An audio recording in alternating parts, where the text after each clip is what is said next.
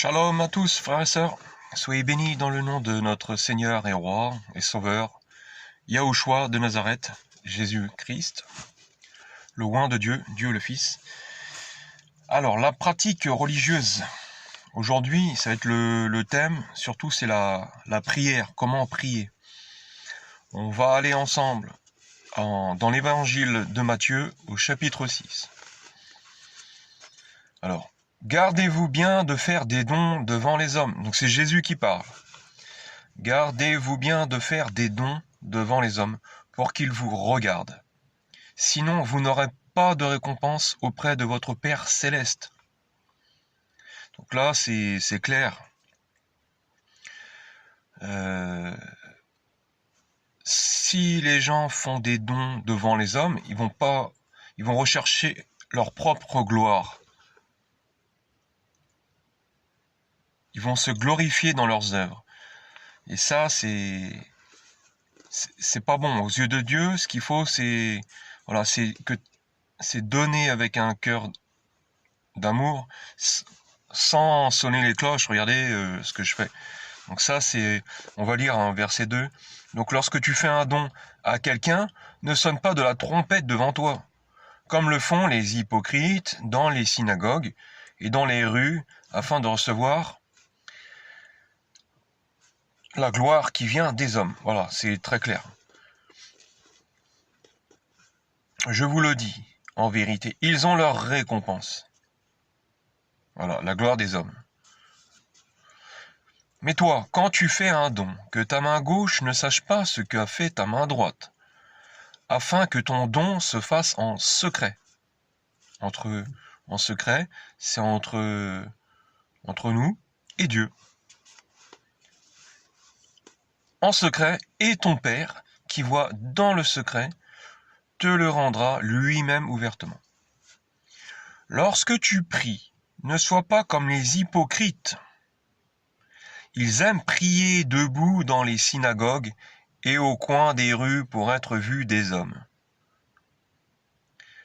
Ça, faut se mettre à l'époque dans le registre.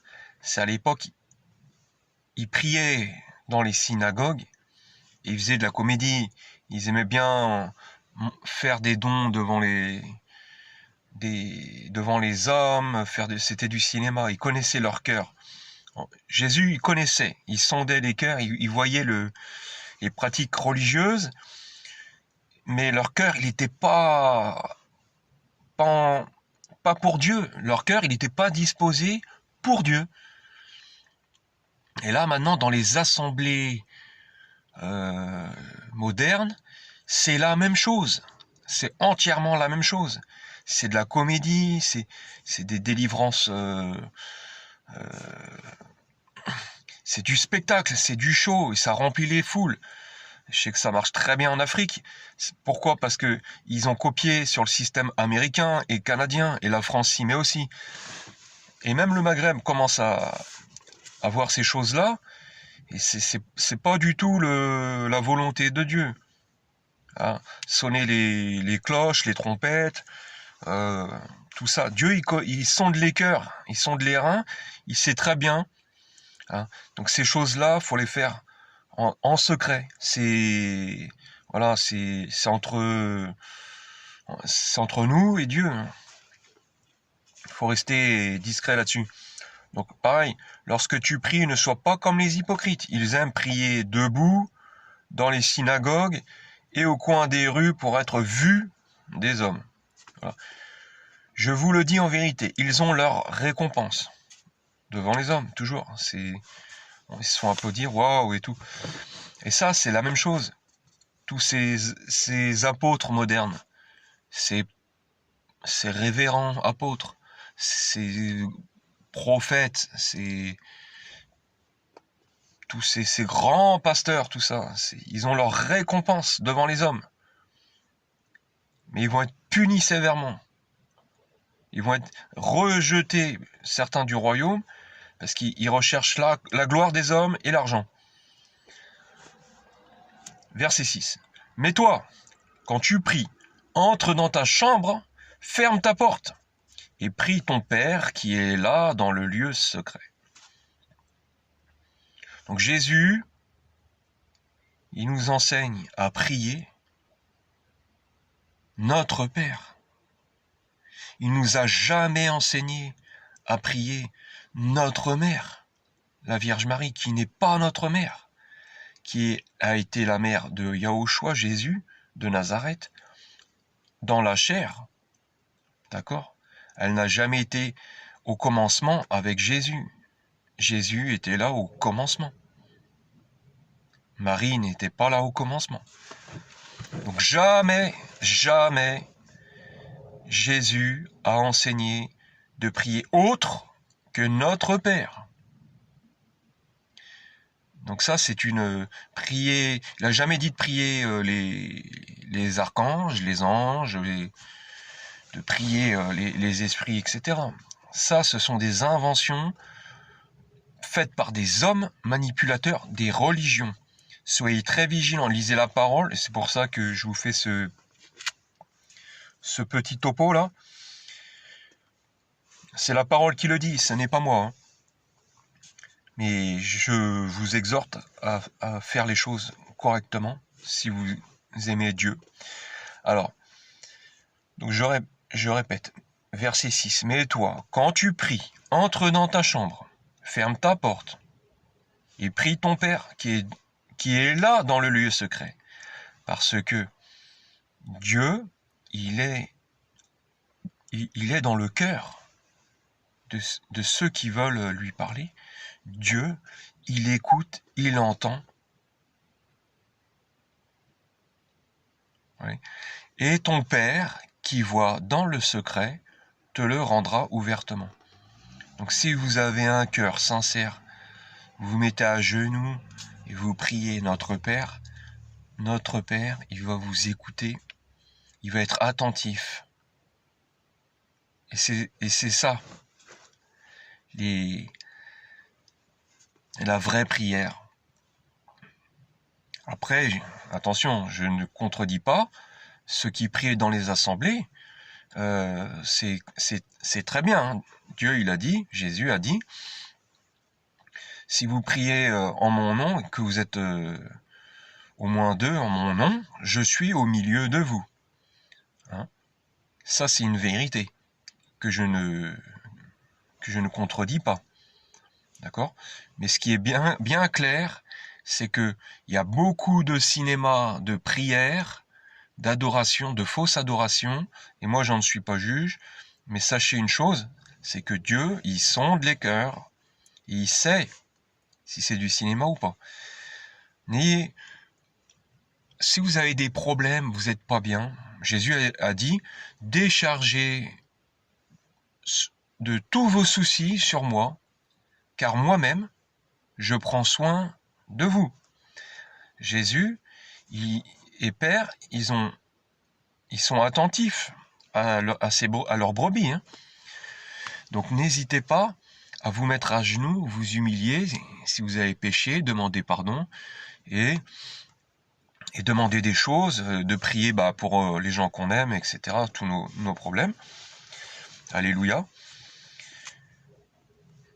Dieu prend soin de ses brebis. Voilà.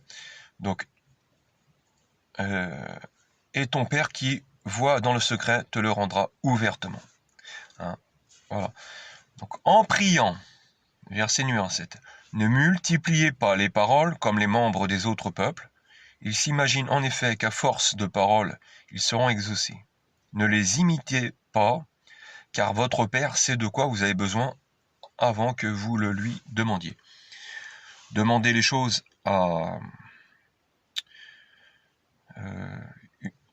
vraiment avec votre cœur, de tout votre cœur. Dieu n'est pas sourd. Dieu, il sait déjà.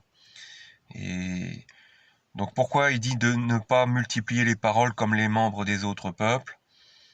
C'est parce que il répète mécaniquement, machinalement. Il répète. Donc c'est comme le chapelet catholique, de répéter les petites boules. un Notre Père, après des Vierges Marie, je vous salue Marie, je vous salue Marie, je vous salue Marie. Répéter, ça c'est encore une invention faite par les hommes, vraiment, ce sont des religieux, mais qui sont à la servitude du malin. Ils veulent ce qu'ils veulent, c'est égarer. C'est pour ça que connaître la parole, c'est très important. Donc ne les imitez pas, d'accord? Ensuite, très important, verset 9. Voici donc comment vous devez prier. Donc c'est écrit, vous devez prier. Oui. C'est pas comme, voici comment vous est conseillé de prier. Non, c'est comment nous devons prier. Donc notre Père,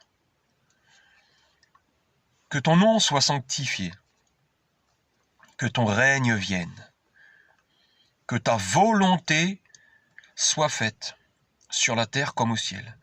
Donc que ta volonté et pas notre volonté. Donne-nous aujourd'hui notre pain quotidien. Donc qui dit pain quotidien, dit pain, la nourriture, et dit aussi donc la nourriture pour le corps, et pain quotidien aussi la nourriture spirituelle. Pardonne-nous nos offenses. Voilà, on pêche tout le temps, hein, plus ou moins, mais on pêche tout le temps. Que ça soit en pensée ou en oubliant des choses, on pêche tout le temps. Donc ça, ça c'est la nature de charnel, c'est comme ça. Donc, comme nous aussi, nous pardonnons à ceux qui nous ont offensés. Donc il est important de pardonner aussi les offenses faites à notre encontre, parce que eux aussi, ceux qui pêchent contre nous, ils sont attaqués par leur chair, ça peut être la jalousie, ça peut être des échos mauvais sur nous, et voilà, plein de choses comme ça, ou un manque de gentillesse parce qu'aujourd'hui, ça va pas, il a des problèmes dans sa vie, etc. Bon, mais nous devons pardonner aussi. Si on veut que notre Père, il nous pardonne, et si nous on pardonne également, il pardonnera. Si on pardonne pas aux autres, Père, il fera comme on fait. Il pardonnera pas, il dit non. Voilà, donc comme nous aussi nous pardonnons à ceux qui nous ont offensés. Alors, ne nous expose pas à la tentation, mais délivre-nous du mal. Donc là, la tentation, là, tout le temps, tous les jours, hein, mais délivre-nous du mal et délivre-nous des attaques du malin, en fait. C'est ça, parce qu'on est tenté, forcément, mais Père, aide-nous à sortir du péché, et aide-nous à sortir des pièges du malin. D'accord? Car c'est à toi qu'appartiennent dans les siècles, et les siècles, donc pour l'infini, alléluia, le règne, la puissance et la gloire. Amen. Voilà, verset 14, c'est dit, « Si vous pardonnez aux hommes leurs fautes, votre Père céleste vous pardonnera aussi. Mais si vous ne pardonnez pas aux hommes, votre Père ne vous pardonnera pas non plus vos fautes. Lorsque vous jeûnez, donc c'est important aussi de jeûner de temps en temps, mais ne prenez pas un air triste comme les hypocrites. Pareil, les religieux qui se montrent, je jeûne, pour se montrer tout le temps. Alors en effet, ils présentent un visage tout défait pour montrer aux hommes qu'ils jeûnent. Je vous le dis en vérité, ils ont leur récompense. Mais toi, quand tu jeûnes, parfume ta tête et lave ton visage afin de ne pas montrer que tu jeûnes aux hommes, mais à ton Père, qui est là dans le lieu secret, et ton Père qui voit dans le secret te le rendra. Voilà, c'est important, parce que tout ce que vous faites, quand vous donnez aux pauvres, quand vous jeûnez, quand vous priez, faites-le tout pour Dieu. C'est ça qui... Voilà, faites-le tout pour Dieu, avec un cœur rempli d'amour et repentant. Voilà, alors j'aimerais faire une autre petite explication sur la prière. Alors, j'aimerais faire une parenthèse à ce sujet sur la prière. Ça me touche beaucoup parce que il y a beaucoup qui aiment Jésus, qui aiment Dieu sincèrement, mais qui prient la Vierge Marie. Comme moi, j'ai pu, quand j'étais jeune, j'étais catholique, chrétien, et je voyais pas vraiment l'intérêt de prier Marie. Bon, ça m'est arrivé de prier quand j'étais jeune, mais l'Esprit Saint m'a réveillé. Donc, on va lire dans Luc, on va aller au verset 26. Donc, le 6e mois, l'ange Gabriel, voilà, l'archange Gabriel, fut envoyé par Dieu dans une ville de Galilée appelée Nazareth, chez une vierge fiancée à un homme de la famille de David, appelé Joseph.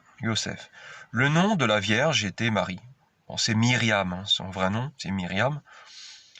L'ange entra chez elle et dit : « Je te salue, toi à qui une grâce a été faite.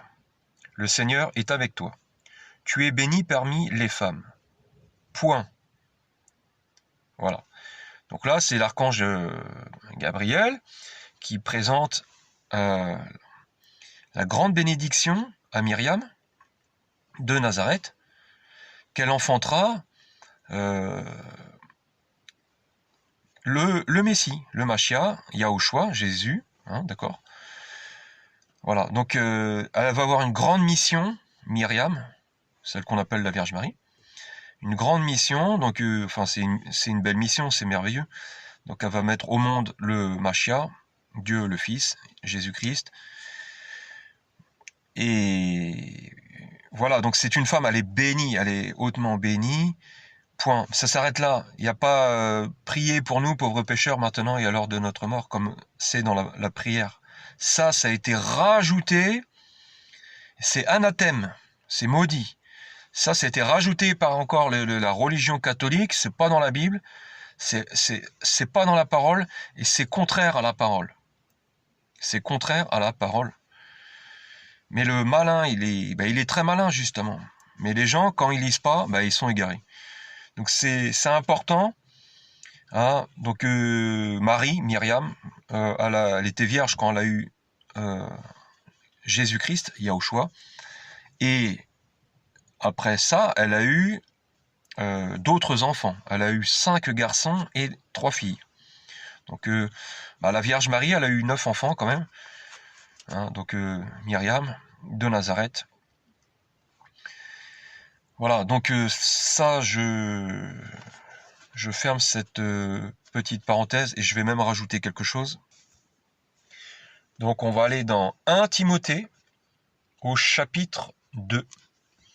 Donc là, c'est l'apôtre Paul qui parle. Donc j'encourage donc, avant tout, à faire des demandes, des prières, des supplications, des prières de reconnaissance pour tous les hommes. Donc n'hésitez pas à remercier Dieu pour toutes les bonnes choses qu'on a. Hein. Pour ceux qui ont la paix à manger, une famille, tout ça, la santé. Donc, n'hésitez pas à prier pour tout, hein, tous vos problèmes. Hein, d'accord ? Donc de reconnaissance pour tous les hommes, pour les rois et pour tous ceux qui exercent l'autorité, afin que nous puissions mener une vie paisible et tranquille, en toute piété et en tout respect. Bénissez, hein, vraiment, priez pour et bénissez tous ceux qui sont dans votre vie, tout simplement, au travail, dans la famille, les amis, au sport, ou partout. Hein. Donc voilà ce qui est bon et agréable devant Dieu, notre Sauveur.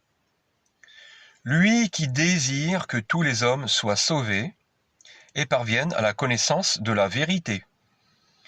Alors en effet, il y a un seul Dieu, et il y a aussi un seul médiateur entre Dieu et les hommes.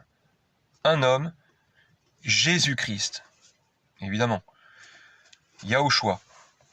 Yahushua, qui s'est donné lui-même en rançon pour tous. Voilà. Donc, priez le Père, notre Père, priez Jésus, Yahushua. Voilà, c'est tout ce qui nous est demandé dans la Bible, dans la parole de Dieu. Tout ce qui est autre enseignement vient du malin. Et c'est maudit, c'est anathème. Ça a été créé par des loups, par des personnes qui ont la puissance de Satan, qui ont vendu leur âme à Satan, et qui, voilà, donc c'est à vous de discerner et de lire et de comprendre.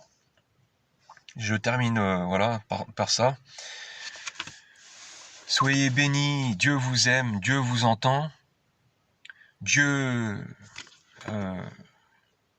il a aussi sa justice. Bientôt, l'enlèvement va arriver, donc je vous encourage à être prêt pour les noces de l'agneau. L'enlèvement est très bientôt. Donc n'hésitez pas à voir mes autres vidéos sur l'enlèvement, comment être prêt. Voilà, soyez bénis vraiment dans le nom de Yahushua, Hamashiach, notre roi, notre unique sauveur, notre Seigneur, le chemin, l'unique vérité pour la vie éternelle. Gloire à Dieu.